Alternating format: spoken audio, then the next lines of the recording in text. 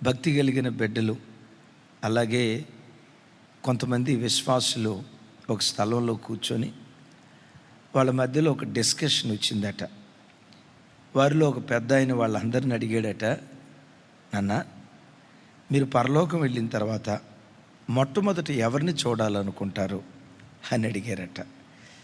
ఆ ఉన్న 10 మంది ఒకేసారి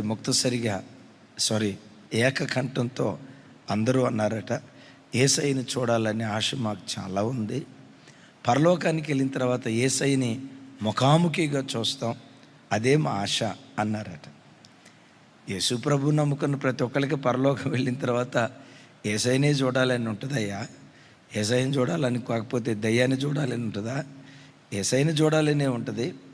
యేసయ్య తర్వాత ఎవరిని చూడాలనుకుంటారు? వెరీ నెక్స్ట్ యేసు ప్రభుని చూస్తాం. యేసు ప్రభు తర్వాత వెరీ నెక్స్ట్ ఎవరిని చూస్తారు మీరు అని అడిగితే, ఈలోపు ఒక ఆయన అన్నాడట, యేసు ప్రభు తర్వాత నేను కలవాలనుకుంది మొట్టమొదట ఇస్కరియోతు యోధాను కలవాలనుకుంటున్నానయ్యా అన్నాడట. ఒరే పోయి ఇస్కరియోతు యోధాని ఎందుకు కలవాలనుకుంటున్నావు? అప్పుడు ఆయన చెప్పాడట, ఇంత నమ్మకమైన ప్రభువుకి ద్రోహం చేయాలనే మనసు నీకు ఎట్లొచ్చిందయ్యా? నమ్మకత్వానికి నిలువుటద్దాం కదా యేసయ్య.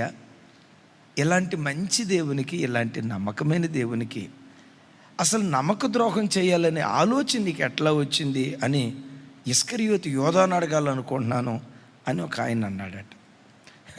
ఇదేదో బాగుందే అని చెప్పి రెండో ఆయన్ని అడిగారట, పరలోకానికి వెళ్తే ఎవరిని కలవాలని ఉంది నీకని. ఆయన అన్నాడట, నాకు అపోస్తుడైన పౌలును చూడాలని ఉందే. అయ్యా, శరీరంలో నువ్వు ఎంతో బలహీనుడు కదా, ఎంత బలహీనమైన శరీరంతో 2 ఖండాలు కదిలించే అద్భుతమైన శక్తిగా వాడబడ్డవే. అసలు ఈ శక్తి నీకు ఎక్కడి నుంచి వచ్చిందయ్యా? ఒక వ్యక్తి దేవుణ్ణి ప్రేమిస్తే ప్రేమించాడు, కానీ ఎంత పిచ్చి ప్రేమతో దేవుణ్ణి ప్రేమించటవా బాబోయ్! ప్రాణం కంటే ప్రభువుని ఎక్కువ ప్రేమించేవే. అసలు ఎంతగా ఆ దేవుణ్ణి ఎలా నువ్వు ప్రేమించగలిగేవయ్యా అని పౌలుని అడగాలనుకుంటున్నానయ్యా. యేసయ్య తర్వాత వెరీ నెక్స్ట్ నేను పౌలుని కలవాలనుకుంటున్నానయ్యా అని అన్నాడట. ఇది భలే ఉంది, నిజమే, పౌలుని కలవాలంటాం బాగానే ఉంది అని మూడో ఆయన్ని అడిగారట, నీకెవరిని కలవాలని ఉందయ్యా అని. ఆయన మూడో ఆయన అన్నాడట, పౌలు కంటే అసలు బైబిల్లో ప్రధాన అపోస్తలుడు ఎవరు? పేతురు గారు కదా. నాకు పేతురు గారిని కలవాలని అనుకున్నాం, పేతురు గారిని కలవాలని ఉందయ్యా అన్నాడట. ఎందుకయ్యా అంటే, పేతురు చాలా దుడుకోడుగా. మనమందరం కోపం వస్తే పెట్టమని ఒక దెబ్బ కొడతాం. పేతురు కోపం వస్తే దెబ్బ కొట్టే బ్యాచ్ కాదు, ఏకంగా చెవులే తెగొడతాడు కదా. ఎంత చెవులు తెగొట్టే పేతురు, పౌలు గలతీ సంఘంలో పేతురు వారిని గద్దిస్తే మౌనంగా సాత్వికంతో అంగీకరించి ఆ తర్వాత పౌలు గారి గురించి చాలా గొప్పగా మాట్లాడాడే. పేతురా, ఎంత కోపిస్తోడివి, అంత సాత్వికుడిగా ఎట్లా మారేవయ్యా? నీ తర్వాత సేవకు వచ్చిన చిన్నోడు నీ మీద కోపగించుకుంటే భలే సైలెంట్గా వెళ్ళేవే, తప్పు దిద్దుబాటు చేసుకున్నవే, ఎంత ఓర్పు నీకు ఎక్కడి నుంచి వచ్చిందయ్యా అని పేతురుని అడగాలనుకుంటున్నాను అన్నాడట. అడిగిన పెద్ద ఆయనకి ఆశ్చర్యం అనిపించారు. ఇది భలే ఉందే, నిజమే, పేతురు ఒకప్పుడు దుడుకోడుగా ఉన్నాడు, ఆ తర్వాత చాలా సాత్వికుడిగా మారాడే అని తర్వాత ఆయన అడిగాడట, అయ్యా నీకెవరిని చూడాలని ఉందని.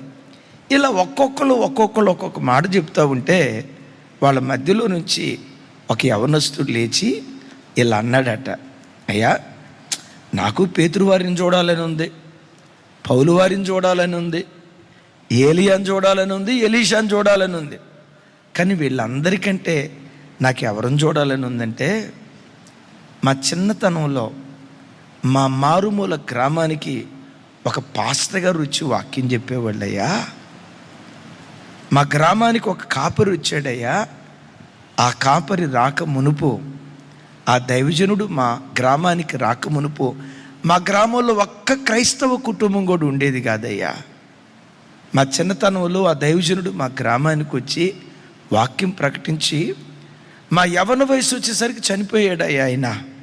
అప్పటికి ఆ సేవకుడి విలువ మాకు తెలియదయ్యా.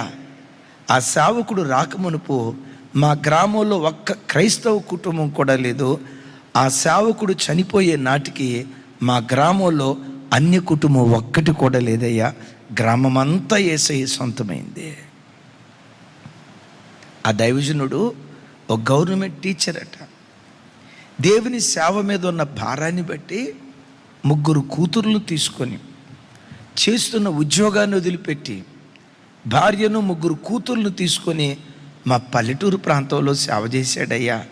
తినటానికి తిండి ఉండేది కాదు, కట్టుకోవటానికి బట్ట ఉండేది కాదు. ఆ 3 ఆడబిడ్డలకి 3 జతల బట్టలతోనే కొన్ని సంవత్సరాల పాటు ఆ పిల్లలను పోషించేవాడయ్యా. ఆయన టీచర్గా ఉద్యోగం చేస్తూ ఉంటే తన పిల్లలను ఘనమైన స్థితిలో చూసుకోగలిగేవాడు.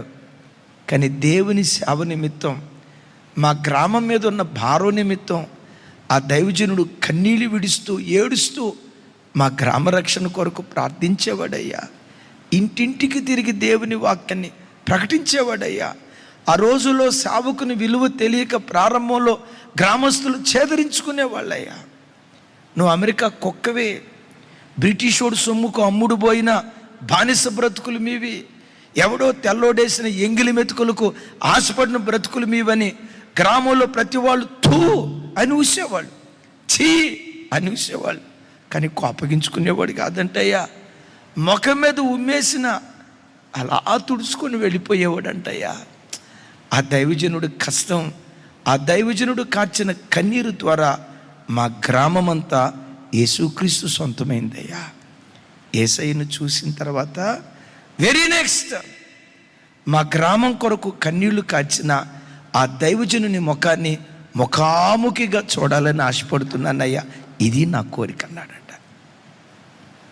ఆ పెద్ద ఆయన విని కళ్ళెమటి పటపట పటపటమని కన్నీళ్లు రాలుస్తూ, ఒక దైవజనుని కన్నీటిని, ఒక దైవజనుని ప్రయాసాన్ని ఎంతగా గుర్తించేవే. నిజమే, పౌలు ఏ కాలంలోనో సేవ చేశాడు, పేతురు ఏ కాలంలోనో సేవ చేశాడు. కానీ మన కాలంలో మన కొరకు ప్రయాసపడిన సేవకులను గుర్తించడం ఇదో ప్రత్యేకమైన కృప అని ఆ పెద్ద ఆయన భుజాన్ని తట్టి ఘనపరిచి గౌరవంగా మాట్లాడాడట. ఎందుకు ఈ మాట చెప్తున్నానంటే, ఒక గ్రామ రక్షణ కొరకు, ఒక వ్యక్తి రక్షణ కొరకు ఒక దైవజనుణ్ణి దేవుడు ఎలా సిద్ధపరుస్తాడు, ఒక గ్రామ రక్షణ వెనుక లేక ఒక కుటుంబ రక్షణ వెనుక దేవుడు ఎంత బృహత్తరమైన ప్రణాళిక రచిస్తాడో ఆలోచిస్తే ఆశ్చర్యం అనిపిస్తుంది. 27వ అధ్యాయం అపోస్తల కార్యం ఆల్మోస్ట్ 4-5 పాఠాలు మనం విన్నాం. 14 రోజుల పాటు ఆ ఓడ సముద్రంలో ఎటు కొట్టుకుపోయిందో తెలియదు. ఒక స్థలానికి వచ్చేసరికి ఓడ బ్రద్దలైపోయింది. ఆ బ్రద్దలైపోయిన తర్వాత ఈదుకుంటూ వాళ్ళు ఎక్కడికి వచ్చారో తెలుసా? మెలితే అనే ఒక దీవికి వచ్చారు. చూడండి ఆ మాట, 28 అపోస్తల కార్యాలు 28వ అధ్యాయం 1వ వచనం నుంచి 6వ వచనం వరకు. వాస్తవంగా ఆ వచనాలన్నీ చదివితే మనకు సరిగ్గా అర్థమవుతుంది. నాతో కలిసి చెప్పండి. మేము తప్పించుకున్న తర్వాత ఆ ద్వీపము మెలితే అని తెలుసుకుంటుమి. అనాగరికులకు ఆ ద్వీపవాసులు మాకు చేసిన ఉపచారము అంతా ఇంత కాదు. ఎలయనగా అప్పుడు వర్షము కురియుచు చలిగా ఉన్నందున వారు నిప్పు రాజబెట్టి మమ్మల్ని అందరినీ చేర్చుకుని. అప్పుడు పౌలు మోపెడు పొల్లలేరి నిప్పుల మీద వేయగా ఒక సర్పము కాకకు బయటకు వచ్చి అతని చెయ్యి పట్టెను. ఆ ద్వీపవాసులు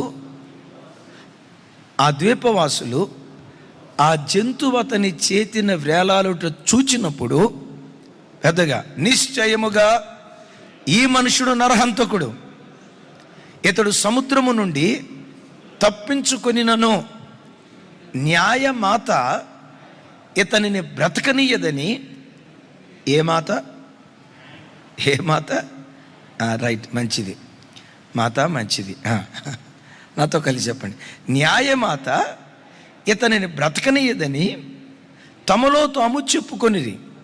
నెక్స్ట్, అతడైతే ఆ విష జంతువును అగ్నిలో జాడించి వేచి ఏ హానియు పొందలేదు.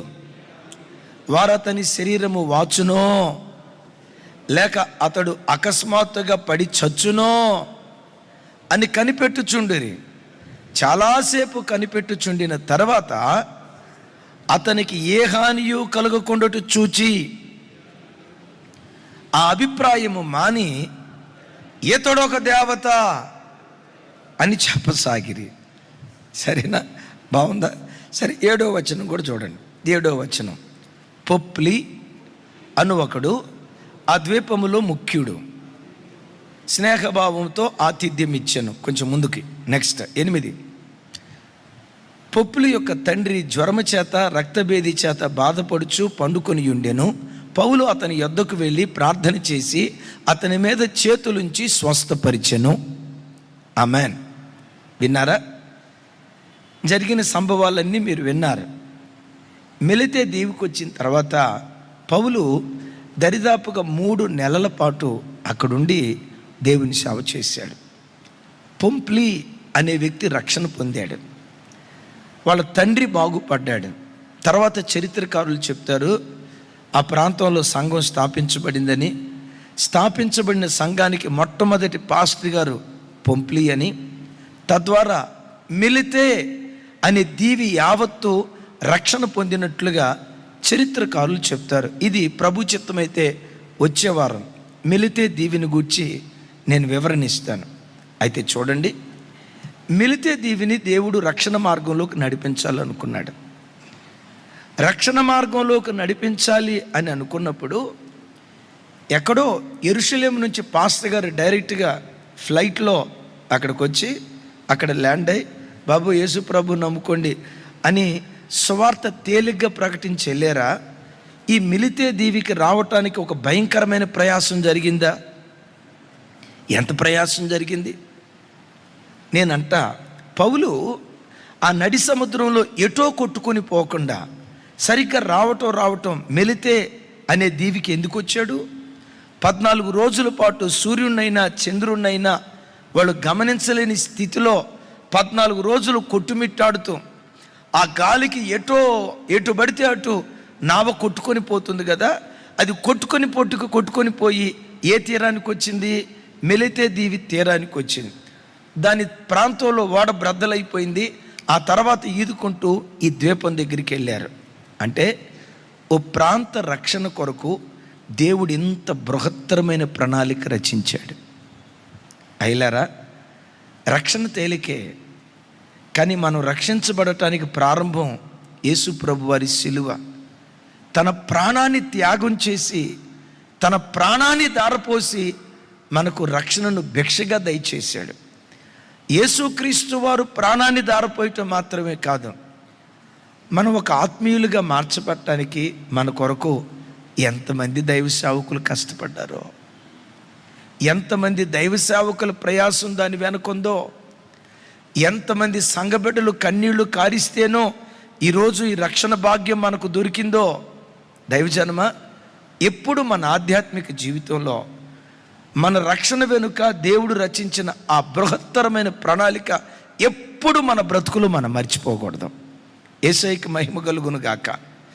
వీళ్ళకి యేసయ్య సువార్త అందటానికి, యేసుక్రీస్తును గూర్చిన వార్త అందటానికి ఇది తేలిగ్గా అందలేదు. గడిచిన 4 పాఠాలు మనం విన్నాం కదా. వాడ బ్రద్దలైపోయింది.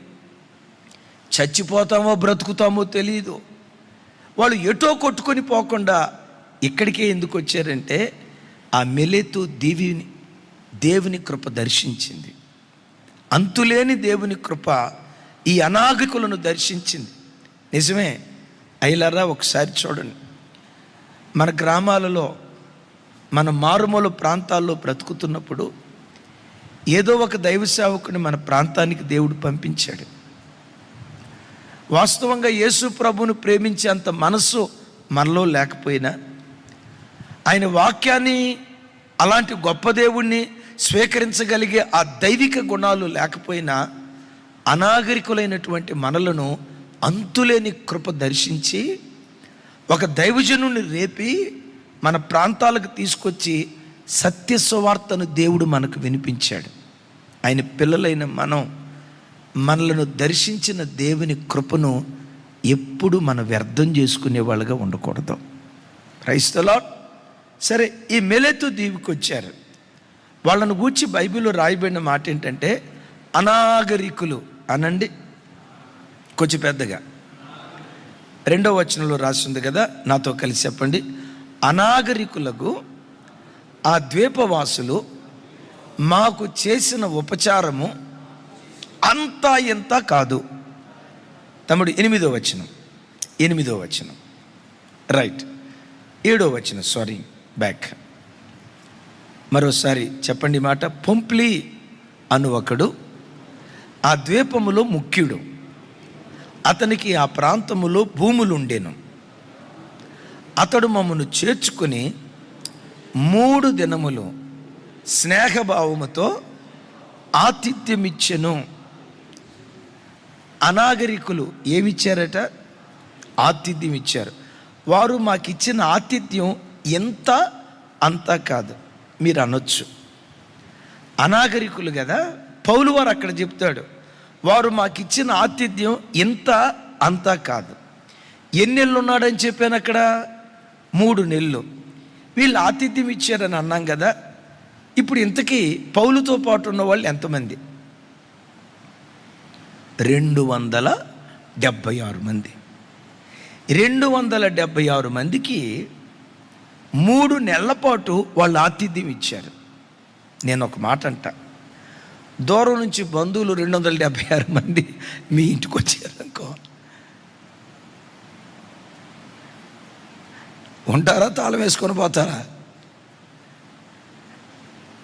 తమ్ముడు, ఉంటారా? తాళం వేసుకొని పోతారా? వాళ్ళు బయలుదేరక మునిపే మేము హైదరాబాదులో లేవంట, మేము మన ఊరు వచ్చేస్తున్నాం కదా.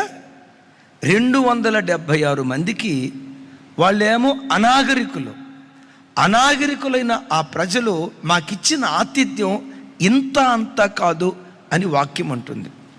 ప్రతి క్రైస్తవుడు తన ఆధ్యాత్మిక జీవితంలో అతిథి ప్రియుడిగా ఉండాలి. తన ఇంటికి వచ్చి పోయే వారికి ఆతిథ్యం ఇచ్చే విషయంలో అతిథి ప్రియులుగా ఉండాలి. పెద్దలు ఒక మాట అంటారు, అతిథి కదా, అతిథి దేవో భవ అని అంటారే. మరి దేవుని వాక్యం దాన్ని అంగీకరిస్తుందా? ఒకసారి చూడండి, హెబ్రీయులకు రాసిన పత్రిక, హెబ్రీయులకు రాసిన పత్రిక 13వ అధ్యాయం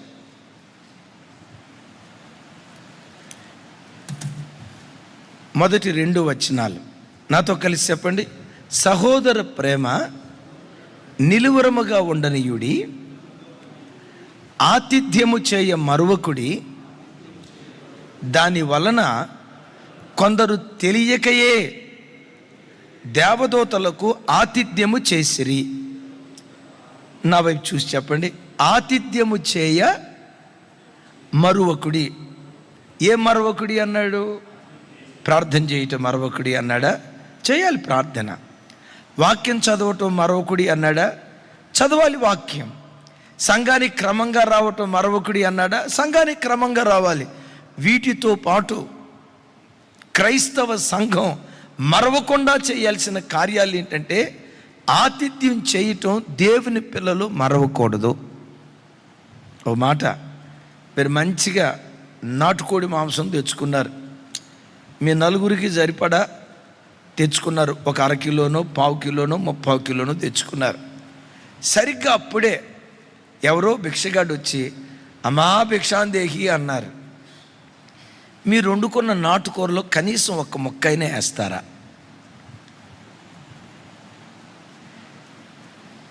అమ్మా వేస్తారా? ఇది వండుకోనప్పుడు వచ్చి ఉంటే వేసేవాళ్ళు, అంతేనా? వండుకోనప్పుడు వచ్చితే అప్పుడు వేసేవాళ్ళు. ఎందుకంటే వేయటానికి లేదుగా. వినండి, సరిగ్గా మీరు వండుకునేటప్పుడే, మీరు తిందాం అనుకున్నప్పుడే ఎవరో దూరం నుంచి బంధువులు వచ్చారు. ఆ ముద్దలో ఒక భాగం వాళ్ళకి పెట్టే మనసు మనకుందా లేదా ఒకసారి ఆలోచించు. పౌలు గారు అంటాడు, ఆతిథ్యము చేయ మరవకుడి. కొందరు తెలియకయే దేవదూతలకు ఆతిథ్యం చేశారు. ఎవరైనా దూరం నుంచి బంధువులు వచ్చారనుకోండి, వినండి వీళ్ళు ఇప్పుడే రావాలా, నా ప్రాణానికి వచ్చారు, నన్ను చంపటానికి వచ్చారు. కొంతమంది చూడండి, పరిచర్యలో కూడా పరిచర్య చేసేటప్పుడు ఎవరైనా ఆ చర్చికి వచ్చారు అనుకోండి, ఇలా గుండి పెట్టలేక నా ప్రాణం పోతుంది, ఎంతమంది ఇప్పుడే రావాలా. ఒకసారి నాకు ఇప్పుడు అనుకున్నావేమో, జాగ్రత్త, దేవుడు తోలు తీసి వదిలిపెడతాడు. ఏనండి, నా ప్రాణానికి వచ్చారు, ఇప్పుడే రావాలా. అరే ఇందాకే కదా టీ పెట్టింది, మరలా ఇప్పుడు టీ పెట్టాలా? ఇందాకే కదా కాఫీ పెట్టింది, మరలా ఇక్కడ కాఫీ పెట్టాలా? నా ప్రాణానికి వచ్చింది అని ఎప్పుడు ఆతిథ్యం చేసే విషయంలో దేవుని బిడ్డలు విసుక్కోకూడదు. ఒకళ్ళు కాదు, ఇద్దరు కాదు, ఎంతమంది వచ్చారు? 276 మంది ఆ దీవికి వస్తే వారు మా పట్ల పరిచర్య చేశారు. వారు మాకు చేసిన ఆతిథ్యం ఇంత అంత కాదు. కొంతమంది ఉంటారు, కొన్ని ఇళ్ళకి వెళ్తే ధనవంతులే. ఆ మధ్య ఒక తమ్ముడు చెప్తున్నాడు, ధనవంతులే, కోటీశ్వరులే, టీ పెట్టి తీసుకొచ్చారట. అది టీనో కుడితో వీడికి అర్థం కాక అసలు ఇందులో పాలున్నాయా అని అడిగితే వాడు అన్నాడట, రాత్రి గేదె నీళ్ళు ఎక్కువ తాగిందిలే అన్నాడట. అంటే అంత అసలు ఒక సొక్క పాలల్లో 2 గ్లాసులు నీళ్లు పోసి టీ పెట్టారట. అలా ఇది టీనా, అసలు ఇందులో పాలు ఉన్నాయా? కొంతమంది ఉంటారు భయంకరమైన పిసినారు. లోకంలో 4 రకాల మనుషులు ఉంటారు. 4 రకాల మనుషులు. ఒక రకమేమో, మా ఇంటికి వస్తా ఏం తెస్తాం, మీ ఇంటికి వస్తే ఏం పెడతాం. ఇదొక రకం. వీడి పిసినారి సంఘానికి ప్రెసిడెంట్ కాదు, ఇంకా దానికి మించిన పోస్ట్ ఏదన్నా ఉంటే CEO అనొచ్చు. మా ఇంటికి వస్తా ఏం తెస్తావు, మీ ఇంటికి వస్తా ఏం పెడతావు. ఇదొక రకం. రెండవ రకం ఉందో చూసారా? మీది మాకొద్దు, మాది మీకొద్దు, ఎవరితో వాళ్ళే. ఇది రెండవ రకం.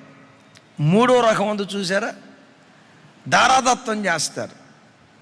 తనకు ఉందో లేదో చూసుకోరు, దారాదత్తం చేస్తారు. మూడో వర్గం ఉంది, ఇచ్చిపుచ్చుకునే ధోరణి. మెటుకు క్రైస్తవ బిడ్డలు ఎప్పుడు కూడా కలిగిన దానిలో ఎంతో కొంత పాలిచ్చే అతిథి ప్రియులుగా ఉండాలి. తెలియకే వారు దేవదూతలకు ఆతిథ్యం ఇచ్చారట. రోజు ఓ తల్లి ఏడుస్తూ అడిగిందట, అయ్యా ఏసయ్యా ఒకసారి మా ఇంటికి రాయా, మా ఇంటికి వస్తే మీకు కడుపు నిండా భోజనం పెట్టి పంపిస్తానయ్యా. అబ్రహాం ఇంటికి వెళ్ళావు కదయ్యా, అబ్రహాం ఇంటికి వెళ్ళినట్లుగా నా ఇంటికి కూడా రాయ్యా అని ఏడ్చిందట. అప్పుడు ప్రభు అన్నారట, తల్లి రేపు 26వ తారీఖు ఉదయం 11 గంటల ప్రాంతంలో మీ ఇంటికి భోజనానికి వస్తాను అని ప్రభు చెప్పారట. ఇక ప్రభు వస్తారని ఆ వార్త వినటంతో ఈ తల్లి మార్కెట్లో ఉన్నాయన్నీ తీసుకొచ్చిందట. ఆకాశంలో ఎగిరేవి, భూమి మీద సంచరించేవి, నీళ్ళల్లో ఈదేవి, 4 కాళ్ళవి, ఆ 4 కాళ్ళట్లో చిన్నవే, పెద్దవి, 2 కాళ్ళవి, ఆకాశంలో అన్ని రకాల వంటకాలు చేసి ప్రభు వస్తానన్నాడు. 10:30 అయింది, 10:45 అయింది, 10:50 అయింది. ఇంకొక 10 నిమిషాల్లో ప్రభు వస్తారు. 10:55 అయింది, ఇంకొక 5 నిమిషాలు. 10:59 అయింది, ఇంకొక నిమిషంలో ప్రభు వస్తారు. 11:00కి ఎవరో వచ్చి టకా తలుపు కొట్టారు. తలుపు కొట్టేసరికి తల్లి ఏమనుకుందో తెలుసా? ఇంకెవరు వచ్చారు? సాక్షాత్తు నా ప్రభువే వచ్చాడు, నా ప్రభు నా ఇంటికి తీసుకొచ్చి కడుపు నిండా భోజనం పెట్టాలని పరిగెత్తుకుంటూ తలుపు తీసింది. తలుపు తీస్తే వాకిటి ఎదురుగా ముష్టివాడు ఉన్నాడంట, భిక్షగాడు ఉన్నాడట. నీ ముష్టి ముఖం తగలబడా, నా ప్రభు వచ్చాడని వచ్చి చూద్దామని వస్తే ముష్టివాడు నువ్వు కనపడేవాడు, నీకు ఇంకొక ఇల్లు దొరకలేదా? నీ ముష్టి ముఖం వెళ్ళిపోయి ఇక్కడి నుంచి అని కసురుకుందట. ఆ భిక్షగాడు ముఖం మార్చుకొని వెళ్ళిపోయాడు. ఈ తల్లి ప్రార్థన గదిలో కూర్చొని, ప్రభా నువ్వు 11ంటికి వస్తానన్నావు, నువ్వు రాకుండా ముష్టోడు వచ్చాడు, ఆ ముష్టోడు ముఖం చూసా, నువ్వు రావాలి ప్రభు అంటే ప్రభు అన్నారట 10:30కి వస్తానమ్మా అన్నారట. 11:30కి వస్తానమ్మా అన్నారట. ప్రభా సరే ఒక అర్ధగంట తర్వాత వస్తావా? సరే అట్లాగే ప్రభు అని మరలా ప్రార్థనలో కూర్చుందట. 11:25 అయింది, ఇంకొక 5 నిమిషాల్లో ప్రభు వస్తారు. 11:29 అయింది, ఇంకొక నిమిషంలో ప్రభు వస్తారు అని అనుకుంది. సరిగ్గా ప్రభు చెప్పినట్లుగానే 11:30కి టక టక టక తలుపు కొట్టారట. ఇక డౌటే లేదు, రెండోసారి కరెక్ట్గా ప్రభు వచ్చి ఉంటారని తలుపు తీసింది. వాకిటి తిరిగి ఎవరు నిలవబడ్డారో తెలుసా? వాళ్ళ ఇంటికి అవతల గల్లీలో ఉన్న ఒక పేద వెధవరాలు, ఒళ్ళో చిన్న బిడ్డను పెట్టుకొని పేద వెధవరాలు వచ్చి నిలవబడిందట. ఇక చూడటం తిట్టడం స్టార్ట్ చేసిందట. దరిద్రపుదాన, నీ ముఖం చూపించేవే, నా ప్రభు వస్తాడా నేను ఆశతో ఎదురు చూస్తే నువ్వు వచ్చేవే దరిద్ర ముఖం దాని అని నోటికొచ్చినట్టు తిట్టిందంట. పాప పేద వెధవరాలు ముఖం మార్చుకొని వెళ్ళిపోయింది. మరలా ప్రార్థనలో గదిలో కూర్చొని, ప్రభా నువ్వు అబద్ధం ఆడని దేవుడు కదా, 2 సార్లు అబద్ధం ఆడావు, నువ్వు వస్తానని చెప్పి నువ్వు రాలేదు, ఎవరో వచ్చారు ప్రభా, నువ్వు వస్తావా లేదా? తప్పకుండా వస్తానమ్మా. మరి ఇందాక ఎందుకు రాలేదు ప్రభా? ఇప్పుడన్నా నువ్వు రా, మరి ఎప్పుడు వస్తావు? 12ంటికల్లా వస్తానమ్మా అని అన్నాడట.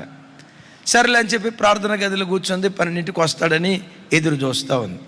సరిగ్గా 12ంటికి టక టక తలుపు కొట్టారు. ఇంకేముందో డౌటే లేదు, యేసు ప్రభు వచ్చారు, ఇక డౌటే లేదని తలుపు తీసింది. ఈసారి తలుపు తీస్తే ఇందాక వెళ్ళిన ముష్టోడు, రెండోసారి వెళ్ళిన పేద వెధవరాలు ఇద్దరు వాకిడి దగ్గర నిలవబడి అమ్మా అని ఇట్లా అన్నారట. వాళ్ళ ముందే పెటమని తలిపేసి లోపలికి వచ్చి తిట్టుకుంటా ఇక మోకరించి అందట, దేవా నువ్వు అబద్ధం ఆడని దేవుడు అన్నావు, కానీ నువ్వు వాడే ఎన్ని అబద్ధాలే.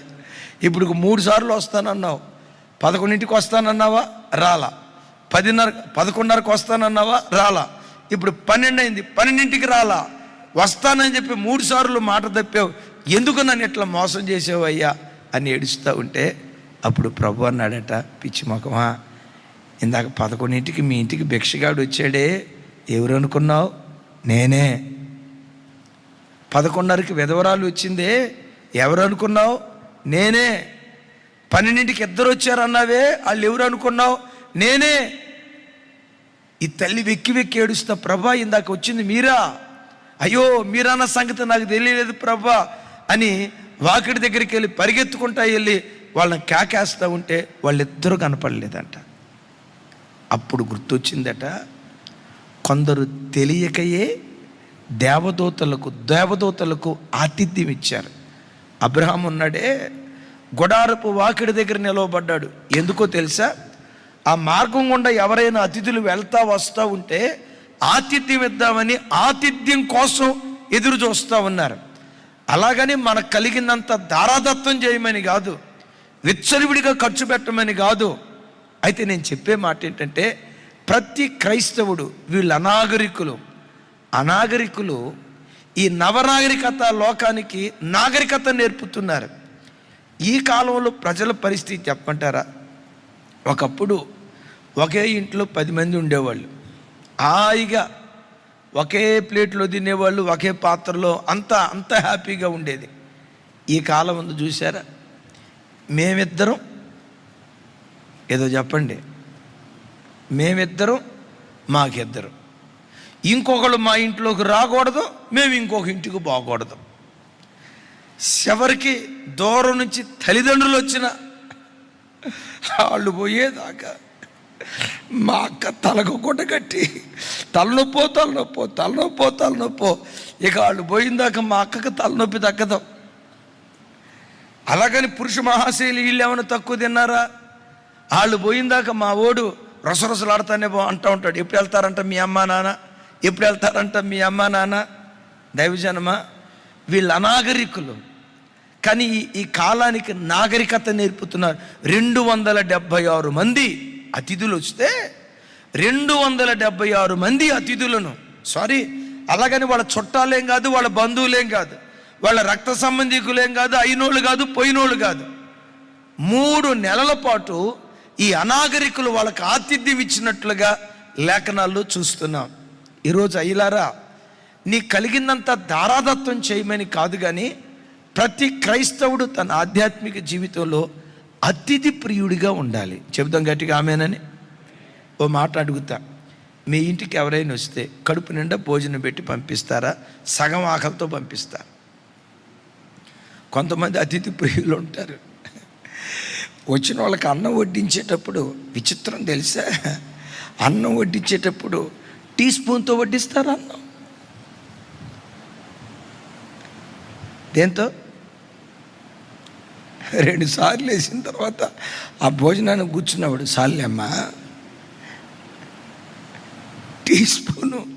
ఏది అన్నం, పచ్చడి కాదు, కూర కూడా టీ స్పూనే, కూర కూడా టీ స్పూనే, కూర కూడా టీ స్పూనే. ఆ టీ స్పూన్తో 2 సార్లు అనేసరికి సార్లేమ్మొద్దాం సార్లే. ఆడుకున్న ఆకలి కూడా పోతాయి. కొంతమంది అద్భుతమైన కృప ఉంటుంది వాళ్ళకి, అన్నం వడ్డించేటప్పుడు కూడా టీ స్పూన్తోనే. మరి పచ్చడి వేయాలంటే దేంతో వేస్తారు? పచ్చడి వచ్చేసరికి గరిటతో వేస్తారేమో. మన ఇంటికి వచ్చిపోయేవాళ్ళు ఒక్కరోజు మన ఇంట్లో భోజనం చేశారంటే తృప్తిగా వాళ్ళు వెళ్ళాలి. క్రైస్తవుడు ఎప్పుడు అట్లాగని చెప్పి వాళ్ళు బంధువులు వచ్చారు, వీళ్ళు బంధువులు వచ్చారని అప్పు చేసి చేయమని కాదు నేను చెప్పేది. నీ కలిగిన దానిలో నీ సామర్థ్యం కొలది, నీ స్థితి కొలది అతిథి ప్రియులుగా దేవుని బిడ్డలు బ్రతకాలి. అనాగరికులే ఈ నవనాగరికత లోకానికి ఆతిథ్యాన్ని నేర్పుతున్నారు. ఈ కాలంలో ప్రజలు ఎక్కువగా మర్చిపోయింది ఇదే అంటే ఆతిథ్యం. ఒక మాట అడుగుతా, అమ్మ మీ ఇంటికి చుట్టాలు వస్తా పోతా ఉన్నారా? రారు. ఈ కాలపోళ్ళ దగ్గరికి రారు. ఎందుకో తెలుసా? 2 రోజులు మించిందంటే రొసరొస. నిజమే, చెన్నీళ్ళు నేను కాదన్నాం, కానీ దేవుని బిడ్డలు ఎప్పుడు అతిథి ప్రియులుగా బ్రతకాలి. రైట్? వాళ్ళు మాకు చేసిన ఆతిథ్యం ఇంత అంతా కాదు అని అన్నారు కదా. ఏం జరిగింది? వీళ్ళు నీళ్ళలో నుంచి, మధ్యధరా సముద్రంలో నుంచి ఈదుకుంటూ గజగజగా వణుకుతూ వస్తే, బాబోయ్ వీళ్ళ నీళ్ళల్లో గడిచిన కొన్ని గంటల నుంచి ఈది వాళ్ళ చర్మం అంతా, శరీరం అంతా చల్లబడిపోయిందని మంట కాపుతున్నారట. అయ్యా మంట దగ్గరికి రండి అని ఆ మంట కాగుతూ ఉంటే అపోస్తలుడైన పౌలు వారంట పొల్లలేరి అనండి కొంచెం గట్టిగా నాతో కలిసి. అప్పుడు పౌలు మోపెడు పొల్లలేరి నిప్పుల మీద వేయగా ఒక సర్పము కాకకు బయటకు వచ్చి అతని చేయి పట్టెను. ఒకసారి చెప్పండి ఇక్కడ ఈ మాట. పౌలు మోపెడు పొల్లలేరి. పౌలు చోటమోట సేవకుడా, శన సేవకుడా? రాజా ఈయన రాజా ఏనండి, చోటమోట సేవకుడా? అప్పటికి గొప్ప సేవకుడైపోయాడా? 3 సువార్త దండయాత్రలు అయిపోయినాయి. ఏనారా? 3 సువార్త దండయాత్రలు అయిపోయినాయి. ఇక చివరి ప్రయాణం రోమాపట్నానికి వెళ్తున్నాడు. ఆ తర్వాత అక్కడ శిరఛేదనం చేసి చంపబడతాడు. అంటే అప్పటికే 2 ఖండాలు తిరిగాడు, 3 సువార్త దండయాత్రలు చేశాడు. నేనంట ఈ స్థాయికి ఒక పాస్టర్ గారు వస్తే అద్భుతం తెలుసా? ఇటు పొల్ల అటేయడు, అటు పొల్ల ఇటేయడు. అదేమంటే ఏమంటాడు తెలుసా? నేను ఎవరో తెలుసా? రైట్ రెవరెండ్ రాజు పాస్టర్ గారిని. నేను ఎవరినో తెలుసా? The great ఇజ్రాయేల్ని. 7 సంవత్సరాలు అవుతుంది నేను సేవకొచ్చి, 10 సంవత్సరాలు అవుతుంది నేను సేవకొచ్చి, 17 సంవత్సరాలు అవుతుంది సేవకొచ్చి. రాయ్ ఆ పని చేయి, బాత్రూమ్ గడికి పోయి. నీకే చెప్పేది. ఒక స్థాయికి వచ్చిన తర్వాత గమనించండి, ఆర్డర్లు చేయటమే కానీ బాసిజం చేయటమే ఉంటుంది, కానీ దాసిజం చేయటం ఉండదు.